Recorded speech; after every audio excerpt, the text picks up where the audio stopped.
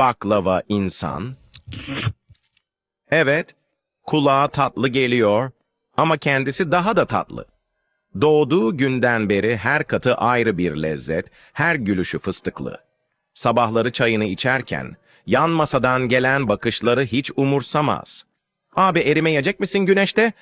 diye soranlara sadece bir kaş kaldırır. Soğukkanlı ama şerbetli. Bir gün Galata'da yürürken, bir turist onu parmakla gösterip, "O bir tatlı mı bir insan mı?" dedi. O da çayını yudumladı ve "Ben hem tatlıyım hem gerçek," dedi. Kimse onun kadar hem çıtır hem karizmatik olamaz. Güneş parladıkça daha çok parlar, rüzgar estikçe tatlı bir fıstık kokusu yayılır. İstanbul'un sokakları onsuz artık eksik. Sakın dilini uzatma, çünkü o gerçek bir baklava ve şaka kaldırmaz. Ama yanında oturursan, belki bir dilim dostluk paylaşır.